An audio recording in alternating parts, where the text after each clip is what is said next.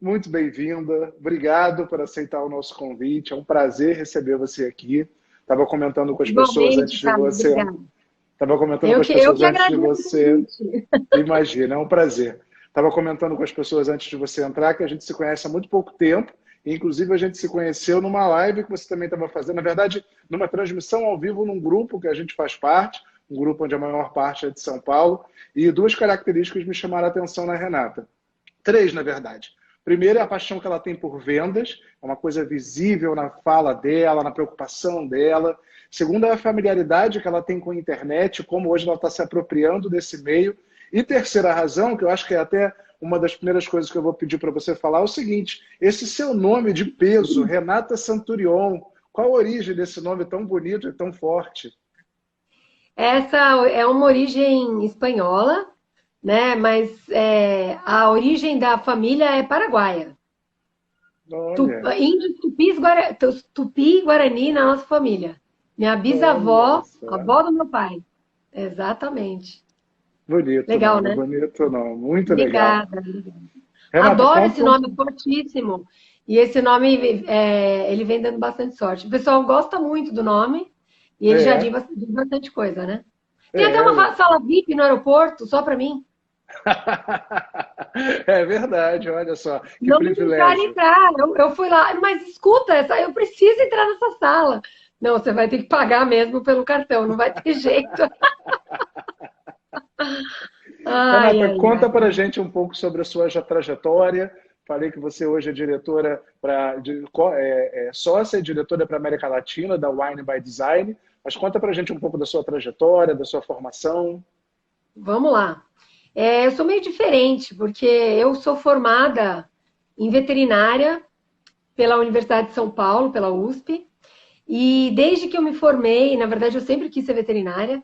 E quando eu entrei na veterinária, a força de vendas me puxou. Então, eu comecei sendo promotora na área de vendas em empresas multinacionais.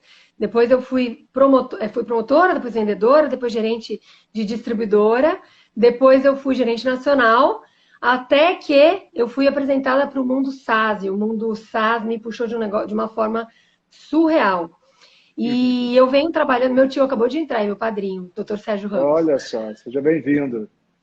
E aí, o que aconteceu? Eu comecei a trabalhar com vendas, né? Meu avô era vendedor, né? Ele era vendedor das listas telefônicas. Eu até brinco que eu tenho um pouco de, deve ser alguma coisa no sangue, porque foi uma coisa assim, uma paixão à primeira vista. Eu trabalho com vendas há mais de 20 anos, né? E eu já tentei sair, falei, não, vou fazer uma coisa um pouco diferente, vou puxar mais para cá, para lá. Eu amo ser vendedora, vou ser vendedora acho que até morrer, né? E o grande desafio de vendas, eu acho que é justamente você se reinventar através dos tempos, né? Porque as coisas vão mudando. Quando eu comecei com vendas, né? Quem é da minha época aí, a gente tinha que devorar um guia quatro rodas e saber se virar. Não tinha É, muito gente, não tinha essa coisa de GPS, não tinha Waze, não tinha nada disso, gente. Então, quem não passou por guias quatro rodas não sabe o que eu estou falando, mas a gente sabia de cor e salteado todas as ruas das regiões que a gente fazia. Engraçado. é verdade. Então, Engraçado que. na verdade, a Unibaizar me entrou porque eu fui fazer um treinamento com eles, né, para finalizar essa história. E aí eu continuei trabalhando com SaaS, né, e eu fiz um treinamento da Unibaizar. Eu trabalhava numa empresa belga e a gente foi treinado por eles. E eu falei, meu, aqui tem ouro. Eu treinei minha vida inteira em vendas, isso aqui é diferente. E aí eu comecei a ir atrás deles. Eu falei, não, eu vou trazer esses caras para o Brasil, não quero nem saber. E aí eu tanto fiz que aí eu consegui convencê-los e cá estamos, né? Realmente a Operação Brasil vem crescendo cada vez mais, a gente vem conquistando vários clientes importantes, né, no Uhum. Brasil e no mundo. Eu comecei, tinha 5 pessoas na Money by Design, hoje são Olha, mais de 60. Há 3 anos atrás que eu comecei. que crescimento, é um baita crescimento. É Exatamente. interessante que a gente tem inícios profissionais com uma certa semelhança. Eu comecei minha vida profissional na área acadêmica, terminei meu mestrado em economia na Federal aqui no Rio, comecei a dar aula, inclusive tem um ex-aluno meu, o querido Jaime, que está aqui nessa live também. E aí, no meio do mundo acadêmico, eu fui pescado por um diretor que eu tinha na época que dizia, Carlos, olha, você tem um perfil muito gestor para ficar dando aula. Eu quero você em outras áreas aqui. E no começo eu pensei, meu Deus do céu, mas será? Eu querendo fazer doutorado, escrevendo livro e tal, e fui. E foi maravilhoso aceitar o convite. Continuei dando aula durante muitos anos, até hoje, eventualmente, dou aula em cursos de pós-graduação, mas me descobri também no âmbito da venda, me descobri também na gestão de times de venda. Eu vi até algumas pessoas também acessando aqui, como a Marília, que foi da minha equipe também, que está aqui. Mas, Ah, que Renata, legal. pois é. Falando em equipe, falando em vendas, vamos à nossa primeira pergunta, que sem dúvida é uma dúvida de muita gente e uma preocupação. A gente vive um contexto de pandemia, né, que não tem como fugir desse tema, e que certamente muitos setores da economia são afetados. E muitos setores profissionais. Né? Há algumas profissões que, de alguma maneira, conseguem ainda driblar isso graças a atividades que exercem. Mas o vendedor, ele está lascado às vezes. Né? Não só porque a gente tem uma redução da disponibilidade de compra das famílias e das empresas, mas também porque, por outro lado, as empresas estão desesperadas para tentar manter a roda girando, como eu costumo falar. O que você acha? Que dica você daria, ou como é que você analisa, de uma maneira até mais macro, né, esse cenário para o vendedor, para o profissional de vendas? Na verdade, o bom profissional de vendas é aquela pessoa que está sempre estudando, está indo atrás das melhores práticas, né? Nenhum vendedor, assim como nenhum profissional, deveria ser estagnado, né? A gente sabe que o mundo muda agora diariamente, né? Às vezes a pandemia, então, alterou completamente esse cenário. A grande verdade é que a gente precisa se reinventar, a gente precisa estudar cada vez mais e buscar melhores formas de atender os nossos clientes. O que muita gente, às vezes, é engraçado você pensar como vendedor, né? Quem está nessa área consegue entender o que a gente fala, mas algumas pessoas falam, putz, não deu certo na vida, virou um vendedor. E é muito o contrário. Porque É, vendedor é uma das coisas mais difíceis de se fazer, é né? verdade. Por quê? Porque você precisa ter muita empatia, você precisa saber entender o outro, ler a outra pessoa, pessoas de diferentes tipos, você precisa entender como é que elas estão pensando. Você precisa, ela está falando com o corpo, você precisa interpretar o que ela está te dizendo, né? Muitas vezes, sem a pessoa falar nada, você já sabe o que ela está pensando. Então, vendas, em geral, ele te obriga a ser um profissional multitarefa, multitask, multi-entendimento, porque você precisa estudar bastante para continuar nesse mercado. Então, o que eu costumo dizer é que se as pessoas não conseguem entender a dor do cliente a fundo, não adianta nada. Então, a gente acha que, sabe, nada inocente, o Jaime está falando aqui. É. Exatamente, né? O pessoal acha que não, imagina, ai, vendedor, ai, coitada, não deu certo. E eu já ouvi as pessoas falando isso para mim, né? Bem lá no começo. E eu falava, mas por que a pessoa diz isso, né? Acho que não tem nada a ver. Então, tem todo tipo de vendedor, assim como tem todo tipo de profissional. O que acontece, de verdade, é que a pandemia, em qualquer tipo de trabalho, profissão, ela veio selecionando as pessoas melhores.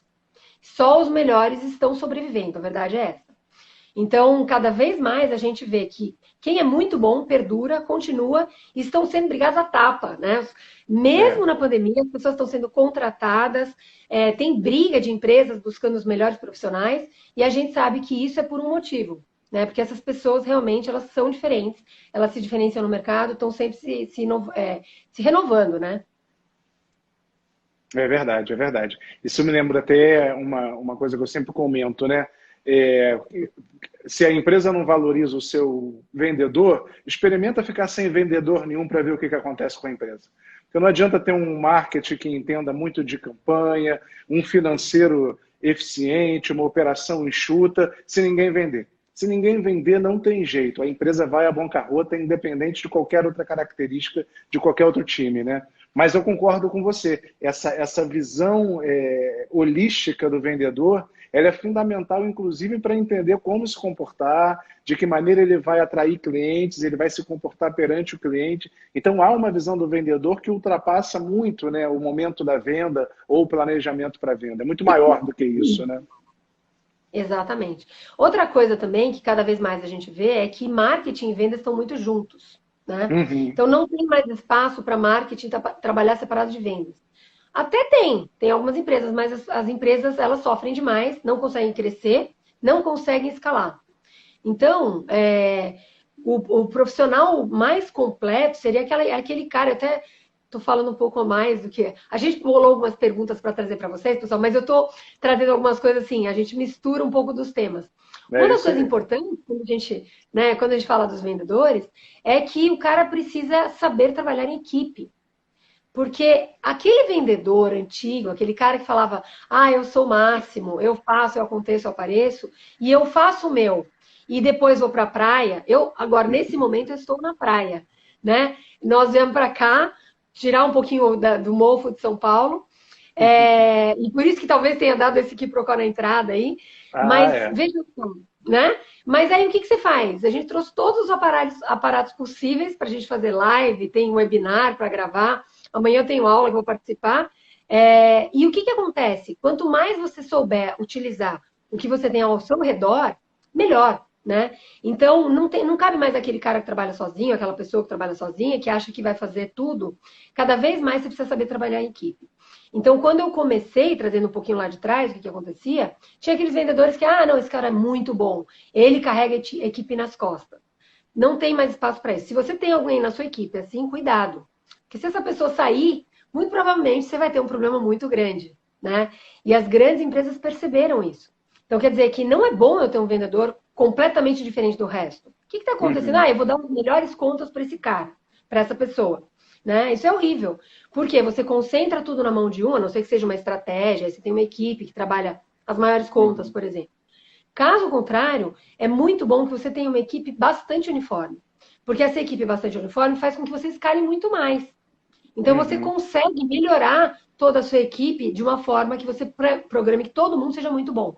Não um ou outro. Você tem todo mundo trabalhando em equipe, compartilhando informações, fazendo o que a gente chama de role plays, que são aquelas simulações, onde, como é que eu não sei lidar com uma objeção? Você pega um cara mais novo que entrou agora, uma pessoa mais nova que entrou no seu time, ensina para ela como é que ela faz para trabalhar uma objeção. Por que isso é importante? Porque quanto mais vocês treinarem dentro de casa, mais você vai saber lidar quando você estiver na frente do seu cliente, né? Então, por mais que seja difícil, às vezes a pessoa fala, mas eu sou tímida, eu sou tímido, tenho vergonha, não sei fazer. Eu também era tímida, também tinha vergonha. Mas isso está acima. Por quê? Porque quando a gente começa a trabalhar junto, a gente começa a trabalhar em equipe, você consegue desenvolver muita gente ao mesmo tempo, né? E aí sim você tem um time vencedor. É verdade. A Ludmila está até falando aqui, né, que quem sabe faz ao vivo. Hoje é no digital e está comentando também que hoje na área de seguros não tem mais espaço para o corretor pastinha, né? Que é aquele que já não tem mais um espaço reservado como tinha antigamente. Você comentou uma coisa que me lembrou, eu sou autor de um dos cursos que a gente tem disponível hoje na plataforma da StepU, o Vendas de Sucesso. E uma das aulas eu ensino aquilo que eu chamo de repositório de ideias. E aí vai de encontro a essa técnica que você chamou a atenção, da gente treinar em casa a argumentação. Muitas vezes a pessoa faz questão de lembrar de boas experiências de venda e esquecer as experiências ruins. Eu digo de jeito nenhum. Lembre principalmente das experiências ruins, justamente para você fazer um repositório de quais foram as reações negativas, o que você falou que não deu certo, você estava em qual era o ambiente influenciou, as pessoas que estavam nessa reunião influenciaram. Então, como é importante, né, a gente treinar em casa essas características que depois tem que estar na ponta da língua, né? Quando você está na frente do cliente, tem que estar na ponta da língua. Exatamente. E você lembrou uma coisa bem importante, né? Às vezes a gente fala muito do sucesso. Porque a gente só vai falar do sucesso, mas a gente precisa falar sobre o fracasso também. Porque a gente aprende muito com o fracasso. Você aprende... Tudo bem, o erro faz parte disso, né? Às vezes a gente está tentando alguma coisa diferente e tal, faz parte, mas quanto mais rápido a gente perceber esse erro e a gente puder corrigir a rota, melhor. Então, as pessoas vão errar, né? Quantas vezes eu errei? Meu Deus, se eu lá atrás soubesse tudo que eu sei agora e o que eu vou aprender ainda, com certeza toda a minha trajetória seria bem mais fácil. Mas o que acontece é que a gente precisa compartilhar tanto que deu certo, né? Por exemplo, você tem dentro de uma equipe uma pessoa que deu muito certo. Você tem lá, você dividiu a sua meta e a sua cota entre todo mundo da sua equipe. Aí um fez 60%, outro fez 80%, o pessoal ficou ali na média 80%, 90%, mas teve uma pessoa que fez 130% naquele mês de pandemia, que todo mundo estava reclamando, e essa pessoa fez alguma coisa que foi diferente. Então, nós precisamos, literalmente, gruda nessa pessoa e fala, o que você fez? Deixa eu entender como é que você trabalhou esse mês. Qual foi a coisa diferente que você fez? Buscando essas informações, a gente pode replicá-las para o resto do time, né? E as pessoas que foram muito mal, né, também perguntar, o que que aconteceu? Como é que eu posso te ajudar? E o que que você teve dificuldade? Porque uma das coisas principais é assim, várias empresas onde a gente faz consultoria, né, com o Union by Design, o pessoal fala assim, não, eu vou mandar embora toda a minha equipe. Vocês estão entrando, vamos fazer uma rapa, né? Às vezes faz sentido, mas na maioria das vezes não faz, né? Tem aquela pessoa que você já quer, putz, essa pessoa já não tem nada a ver com o meu time, é muito mais uma questão de posicionamento, cultura, né? Até de como que a pessoa se trabalha em equipe, etc. Mas caso contrário, é muito importante entender qual é o processo que está acontecendo dentro da sua empresa. Porque às vezes as pessoas não se preocupam com o processo e o processo está errado. E a pessoa está apoiada naquele processo que está completamente equivocado. Então ela não tem como dar certo. Às vezes você vê várias pessoas de uma equipe, a equipe inteira está ruim. Espera aí um pouquinho, tem alguma coisa errada. Então, às vezes a gente entra numa empresa que é extremamente desorganizada, às vezes está tudo na cabeça do dono, nunca colocou um processo de pé. Lógico que existe um processo, mas ele só não está organizado. Então, se está na sua cabeça, eu não tenho como saber se você não tirar isso da cabeça e não colocar no papel, né? E nós precisamos trabalhar nos nossos gaps. Então, se eu entendo qual é o processo, quais são os gaps que estão acontecendo, inclusive comigo, eu posso melhorar. E também não adianta a gente ficar elocubrando e fazendo coisas mirabolantes, sem nada prático e nada concreto, né? Pode ter uma outra coisa que é menos palpável, né? Menos tangível, mas você precisa de dados concretos.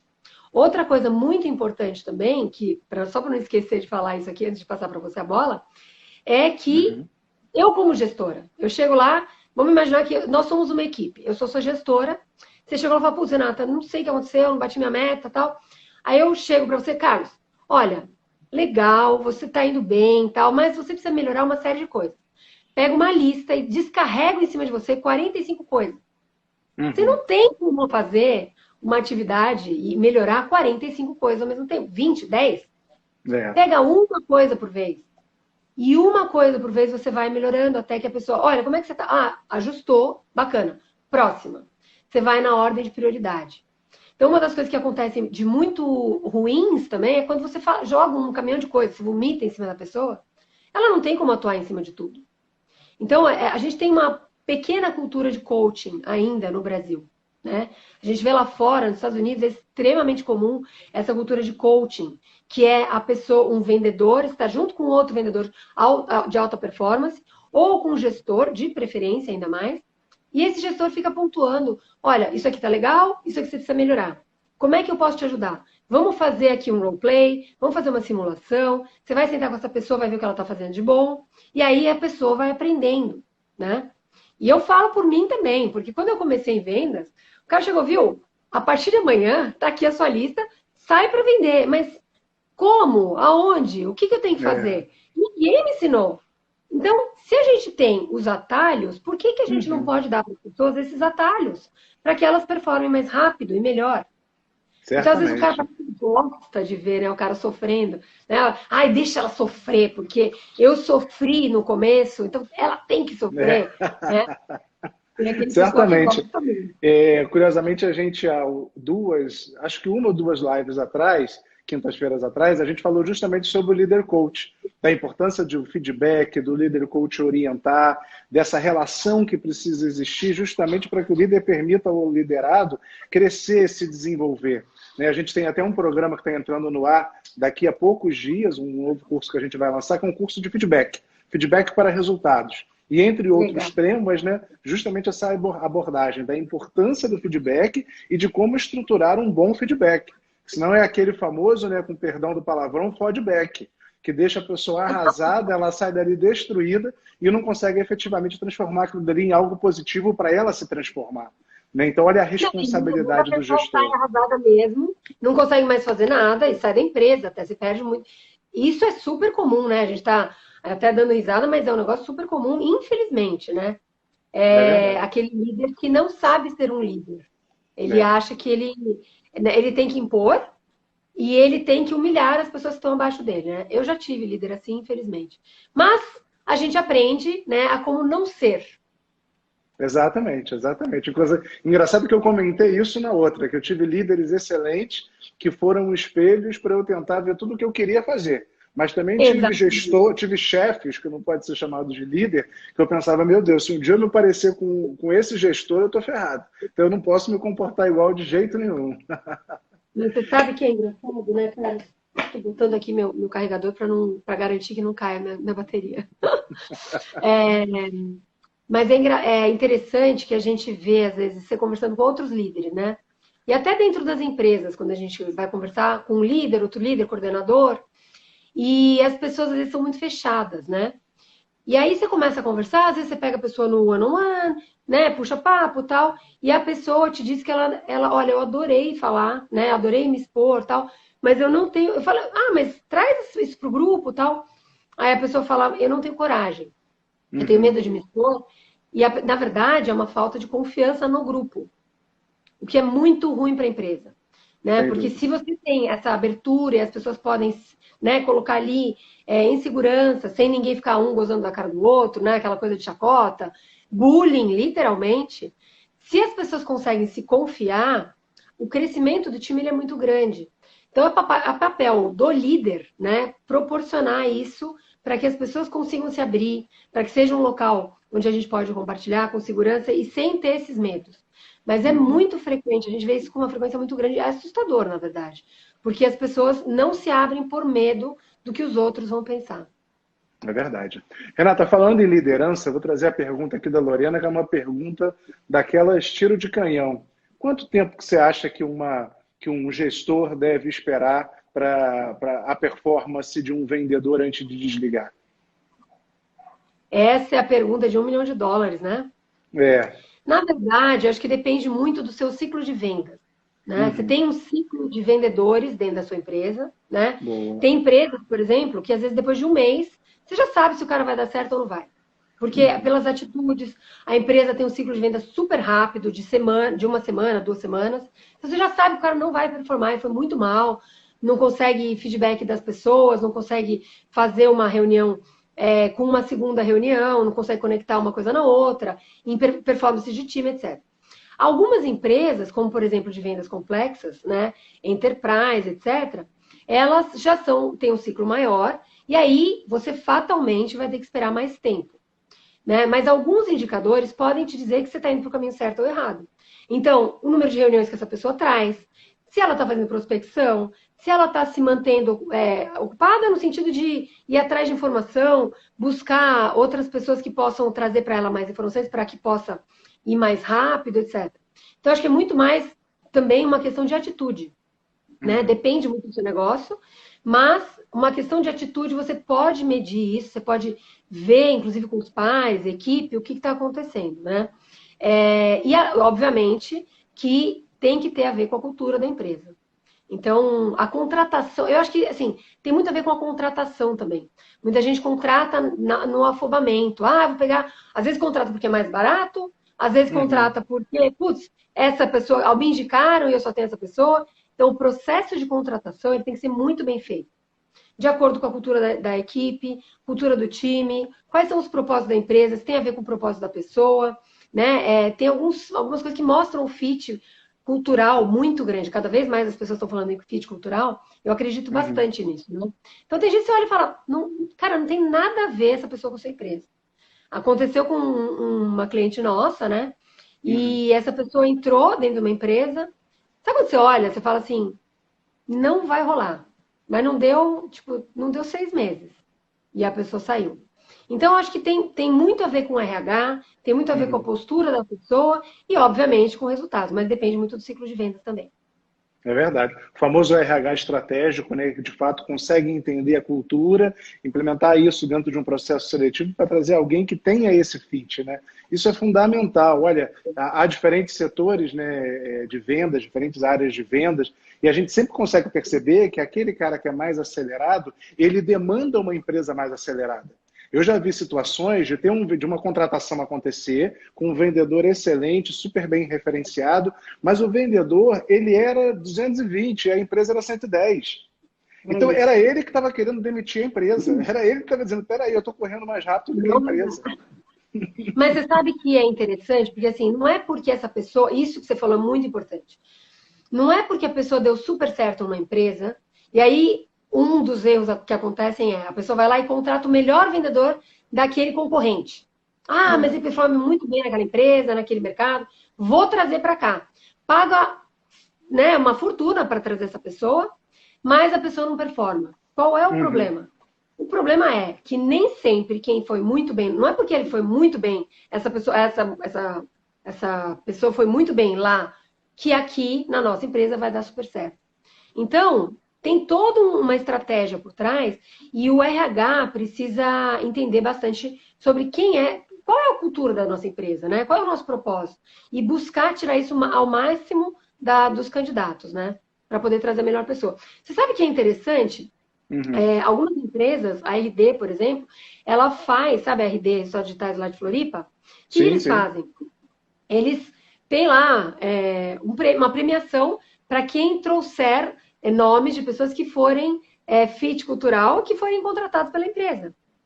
Olha Porque só, já sabe como é que é. Às vezes você tem um amigo, sei lá, eu sou de um jeito, trabalho para você. E eu tenho tudo a ver com a sua empresa, a gente se dá super bem, meu meio, minha cabeça e tal. Eu vou trazer alguém muito parecido comigo e vou te apresentar. E talvez dê certo, mas eu já sei como é que funciona a empresa. Então, nós, como funcionários, podemos ajudar o RH da empresa a trazer gente que tenha fit cultural com essa empresa. Então, é uma coisa simples de ser instituída e a chance de você errar é muito menor. É verdade, eu não conhecia. Inclusive, eles são fornecedores nossos, mas eu não sabia dessa prática deles. Muito interessante. Renata, falando em equipe, a gente intitulou essa live 5 passos para formar uma equipe de sucesso. E livremente inspirado num artigo que eu li seu e que eu gostei demais. E eu queria que você falasse um pouco sobre esses passos. Você falou já sobre o espírito de colaboração. Esse espírito de colaboração está entre esses 5 pontos de atenção de um gestor ao formar uma equipe de sucesso? Sem dúvida, sem dúvida. E não só dentro dessa equipe, né? A equipe de vendas, mas também entre as equipes. Achei que ia cair aqui meu setup. Entre as equipes também, porque a gente sabe que a comunicação é uma coisa extremamente difícil hoje em dia. Então, quanto mais a gente conseguir pessoas que consigam se comunicar, não só na equipe delas, quanto transitar em toda a companhia, né, em toda a empresa, melhor. Porque daí essa pessoa consegue transitar livremente, ter acesso às outras informações, ajudar as outras equipes a performarem também, buscar o melhor para o seu cliente, né? Que durante toda a jornada dele, ele precisa ter um excelente impacto, né? Tem que ter um impacto muito grande. Então, quanto mais a gente tiver comunicação e essas áreas integradas, melhor para o nosso cliente. A gente vai fazer com que ele esteja feliz e vamos manter ele por muito mais tempo, né, em colaboração com a gente. Certo, então a gente falou de colaboração. Quais são os outros pontos de atenção que você acha que tem que estar no radar do gestor ali ao formar essa equipe? Eu sei que há uma analogia recorrente no ambiente corporativo de comparar times de sucesso, né, pensando no ambiente corporativo, com times desportivos de sucesso. E a primeira analogia que a gente faz é a questão do alinhamento, de lutar por uma causa só. O que você pensa disso? Eu adoro essa analogia, né, de vendas com equipes, com atletas, né, e equipes de alta performance, porque tem tudo a ver. Então, são equipes que são extremamente resilientes, né, são pessoas que têm muita sede por aprender, por escutar feedback, né. Você vê, por exemplo, uma das coisas que a gente mais fala, por isso que a gente fala tanto de roleplay, uma das coisas que o cara que vai ser um campeão, né, um campeão, um medalhista, um campeão olímpico, ele obviamente treina demais. Aí você fala demais quanto? Eu não sei quanto eu tenho que treinar. Cara, é todos os dias, é muitas horas. Né? Um medalhista, o cara treina até sangrar, até não desmaiar, até não aguentar mais. Ele treina fim de semana, ele treina sem parar. Outra coisa bacana, até eu gosto, tem uma história muito interessante do Michael Phelps. Michael Phelps era um cara difícil, ele era muito agitado, etc. Essa história está no Poder do Hábito, naquele livro Poder do Hábito. Esse livro, quem não leu, leia, faz sentido. Fundamental. E o que ele fazia? Ele treinava muito mais que todo mundo. Ele falava, eu quero ser o melhor. Esse era o objetivo dele. Não importa quem é o melhor, eu vou ser melhor que ele. Então, o que ele fez? Ele treinava muitas horas por dia, todos os dias da semana. faça chuva, faça sol, fim de semana, feriado, não tinha tempo ruim, estava sempre treinando. É tipo 8 horas por dia, né? E aí, um dos treinamentos dele, ele treinava. Um dos treinamentos dele foi treinar sem os óculos, como se ele estivesse cego.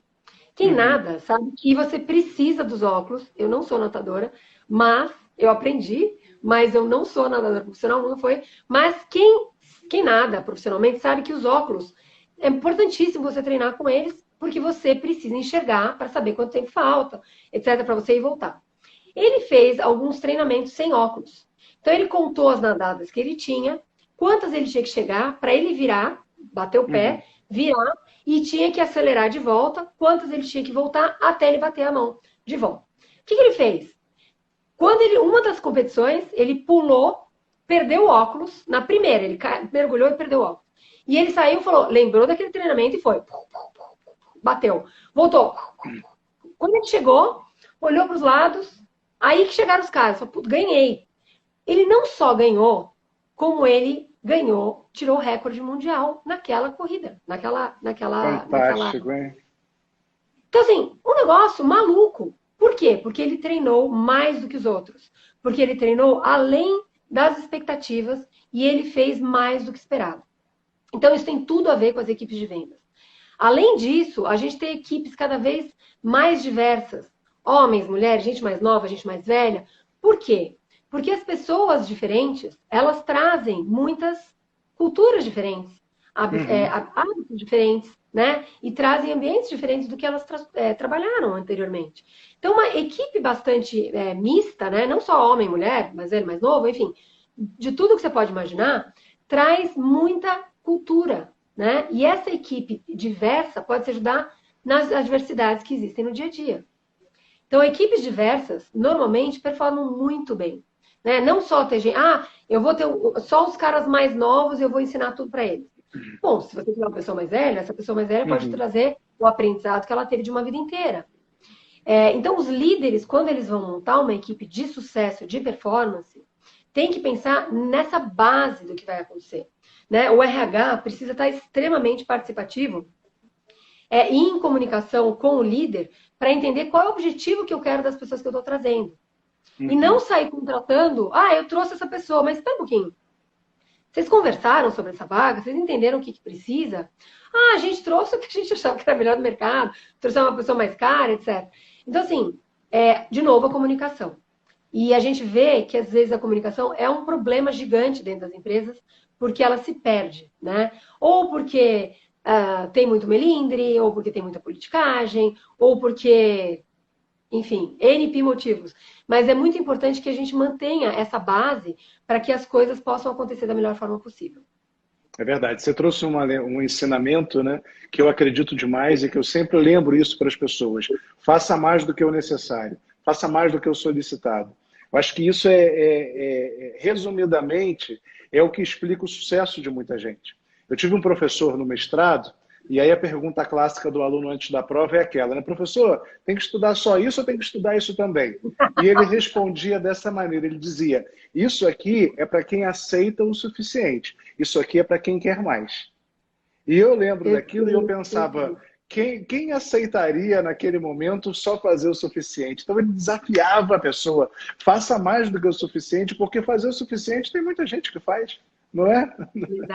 Exatamente. Agora, Renata, falando em aprendizagem, desenvolvimento, a gente sabe, a gente concorda, a gente até falou sobre isso, sobre a importância da área de venda para as empresas. No entanto, a gente sabe que muitas vezes a correria do dia a dia, o famoso incêndio a se apagar todo dia, a meta do final do mês, faz com que esse profissional seja um dos que menos procura o desenvolvimento pessoal. Por um lado, muitas empresas não focam muito no desenvolvimento desse profissional. Felizmente, há uma mudança de comportamento das empresas. E, por outro lado, esse profissional, quando você fala para ele, e aí, vamos estudar, vamos aprender técnica nova, vamos reciclar, ele fala, puxa, eu não tenho tempo, eu tenho uma meta para bater. Você acha que o contexto atual, em que as pessoas estão nadando sem o óculos e estão tendo que se reinventar, vai mudar um pouco essa situação? Totalmente. Na minha opinião, com certeza. Porque as pessoas que não estão fazendo isso, elas já estão caindo. Então, o que acontece tem até uma máxima que a gente usa lá na Win by Design, que é 4 mais 1, é maior que 5. 4 dias da semana, mais um dia de treinamento é mais do que 5 dias trabalhados. Fantástico. Por quê? Toda vez que você estuda, né, você se aprimora, né, e aí você melhora a performance do seu time como um todo, você consegue performar como um todo de uma maneira muito melhor. Então, 4 mais 1 é maior que 5. Né? Minha mãe é professora de matemática, minha avó era professora de matemática, bisavó, todo mundo de exatas da família. Mas eu adoro porque você chama atenção, como assim 4 mais 1 maior que 5? Justamente por causa disso. Então, eu acho que existe uma mudança de mindset nos líderes que são de alta performance, abrindo parênteses, que são de alta performance, que querem melhorar, né, e se destacar, que eu quero desenvolver o meu time. Eu vou investir nas minhas pessoas, eu vou formar essas pessoas para que elas sejam cada vez melhores. Não adianta a gente achar, e isso quando eu comecei com vendas, né, eu não tive essa possibilidade, eu tive que ir atrás sozinha. Eu devorava os livros, ia atrás dessas informações. Por quê? Porque não tinha ninguém para me ensinar. Então, é péssimo isso. Se eu jogo uma pessoa literalmente para os leões, uma pessoa nova que acabou de entrar, é péssimo para mim. Porque eu estou perdendo dinheiro. Então, quem tem essa cabeça, naturalmente, existe uma coisa chamada seleção natural. Darwin está presente nos dias de pandemia, né? Então, infelizmente, muita gente vai ficar pelo caminho. Infelizmente ou felizmente, né? Porque essas pessoas, às vezes, nem deveriam estar nesse mercado. Tem muita gente que não gosta do que faz. Eu amo o que eu faço, né? Então, assim, para mim é um prazer falar sobre vendas. Por mim, eu vou dormir falando de vendas, acordo falando de vendas, trabalho os fins de semana. Mas eu acho que as pessoas, às vezes, não se encontraram, né? Então, nada melhor do que, vai ser feliz, vai fazer outra coisa. Ah, eu quero trabalhar com jardinagem. Vai ser feliz, né? Vai criar hortênsias, orquídeas maravilhosas, ser o melhor criador de orquídea, né, da sua cidade, do seu estado, mas seja feliz. As pessoas não precisam estar num lugar que elas não querem. E eu acho que o problema é esse, as pessoas estão infelizes. Então, e essas pessoas vão ficar pelo caminho. Não tem como. Hoje, não tem como. É verdade. Que recado legal, viu? Como é importante, num momento como esse, se apropriar do conhecimento, do desenvolvimento, para se preparar para o que vem depois, né? Não só para esse rito de passagem, entre, já usando um termo da moda, entre o antigo normal e o novo normal, mas para os desafios que estão vindo por aí. Porque, de fato, né, isso é uma coisa que minha mãe sempre falou. Se você para achando que você chegou no seu melhor, outros começam a ultrapassar você e você nem se dá conta. Quando você vê que você que está lá atrás, né? Morre, né? Então, assim, na verdade, tem gente que não percebeu que já morreu, né? O cara tá ali parado, eu tô passando meu tempo, não tô fazendo nada. Eu nunca, não sei você, mas imagino que também. Eu nunca trabalhei tanto na minha vida como agora na pandemia. Nem me fala. Então, a gente tá trabalhando muito. O que acontece essas pessoas naturalmente estão sendo selecionadas como as melhores do mercado, né? E a gente vê muita gente trabalhando muito. E aí, quando a pessoa, eu ouço alguém falando, putz, mas tô sem ter o que fazer, vou arrumar armário. Eu falei, não é possível, gente, como assim? Então, se desenvolvam. O meu recado é assim, abram a cabeça, mudem o mindset de vocês, porque existem uma série de novas oportunidades que vão acontecer daqui a pouco, gente. Nós vamos sair da pandemia, isso vai acabar, e quem estiver aí preparado vai abraçar um mar de oportunidades. Por quê? Porque os ruins caíram. Então, assim, quem se preparou... eu outro dia usei uma analogia... Lembra da história da cigarra e da formiga? Claro, claro. Cigarra e a formiga. Quem ficou o verão inteiro sem fazer nada, só tocando gaita, né? Pegando lá o violãozinho, sem fazer nada. Né? The Winter's Coming. The Winter's Coming. Quem assistiu Game of Thrones sabe do que eu estou falando. O que vai acontecer, gente? Vai acabar a pandemia, né? E nesse meio desse caminho, muita gente vai cair. Então, abracem as oportunidades, enxerguem, bota a cabeça para fora do buraco, vê o que está acontecendo em volta. Porque tem muitos movimentos acontecendo. Então, tem muita oportunidade e às vezes as pessoas não estão enxergando. Legal, que dica legal, que recomendação legal que você deu para esse público que está conosco aqui e que certamente reverbera para todo mundo que está atento e que está preocupado com a sua carreira, né, e com o mercado pós esse cenário, porque toda crise passa, isso é um fato, indiscutível. Então, se a gente não estiver preparado para colher os frutos pós-crise, é a gente que passa também, né? Renata, a Perfeito. gente já está finalizando, a gente está nos nossos últimos minutos. O Instagram Ah, ele tem um problema comigo que às vezes ele mostra um reloginho, às vezes não mostra. Então eu sempre fico preocupado se você pega de surpresa. Então, para isso não acontecer, porque eu não estou vendo o reloginho, vou te agradecer demais pelo papo. Obrigado pelas recomendações, pelas dicas. Você é uma pessoa que, sem dúvida, é uma referência para a gente quando o tema é entender o papel das pessoas perante as vendas. Você não olha só a venda, você olha o papel do ser humano. Eu acho isso muito rico, por isso que eu fiz questão de trazer você para bater esse papo com a gente. Carlos, eu que agradeço, é um prazer. Pena que a gente só se conheceu agora, mas que bom que a gente se conheceu, né? Eu adoro falar sobre vendas, eu acho que vendas é uma profissão maravilhosa, né? A gente vende, a gente se vende todos os dias. Nós vendemos a gente, nós vendemos produtos, né? Você precisa entender que vendas nada mais é do que ajudar o outro, né? Seu interlocutor, a ter sucesso num problema que ele tem. E quando você enxerga desta forma, a venda fica uma coisa linda, maravilhosa. Porque eu estou ajudando outra pessoa a ser feliz, a resolver um problema que ela tem. Então, enquanto não acaba, né, a gente vai falando. Pois é. A Lorena está dizendo que ainda faltam 10 minutos, então temos 10 minutos aí, segundo a Lorena. O que que acontece, gente? Muitas vezes as pessoas falam assim, puxa, mas como é que eu faço? Eu tenho vergonha de vender, não sei vender, etc. E eu trabalhei com várias empresas, agências de marketing, e um dos desafios das pessoas era, eu não sou vendedora, eu não sou vendedora. Né? Nunca aprendi, não sei, não gosto, tenho vergonha. A verdade é que se você encarar isso como eu estou ajudando a pessoa que está do outro lado a resolver um problema que ela tem, tudo Uhum. muda. Né? O cenário muda, as coisas deixam de ser cinzas, esquisitas, a passar por uma coisa colorida, super bonita. Porque eu estou te ajudando a resolver o problema que você tem. E, na verdade, para isso, a gente vai ter uma troca financeira, você vai ficar feliz e eu também. Então, é uma simbiose, né? É um negócio É verdade. maravilhoso. É Só que você verdade. precisa entender dessa forma. Então, tudo depende da forma que a gente está encarando. Quando você encara dessa forma, né? Porque é muito interessante. Putz, eu nunca tinha pensado assim. As coisas mudam. E a pessoa começa a enxergar qual é a potência das vendas, né? Então, eu sou suspeita para falar. Eu não sei se você enxerga dessa forma também. Não, e engraçado que, curiosamente, eu tenho um artigo publicado, que está até no blog da StepU, que se chama Por que Vendemos? E eu Ah, desenvolvo justamente essa ideia, para a pessoa, para o vendedor, para quem atua na área comercial, entender por que ele vende. Né? Qual é a razão dele estar ali exercendo aquela função de venda? E depois que a pessoa consegue entender esse contexto, né, da sua justificativa profissional para estar naquele momento dentro da empresa, a pessoa passa a enxergar diferente, inclusive, o planejamento que ela precisa construir. Porque não adianta você planejar A, se na verdade a sua função profissional é B. Né? Então, como é importante ele ter essa visão. O planejamento, aliás, já que a gente ainda tem alguns minutos, o planejamento, aliás, eu acho que é um dos pontos sensíveis na atividade da maior parte de quem trabalha com venda. Muitas vezes a pessoa está tão preocupada em executar que ela gasta pouco tempo nesse planejamento, né?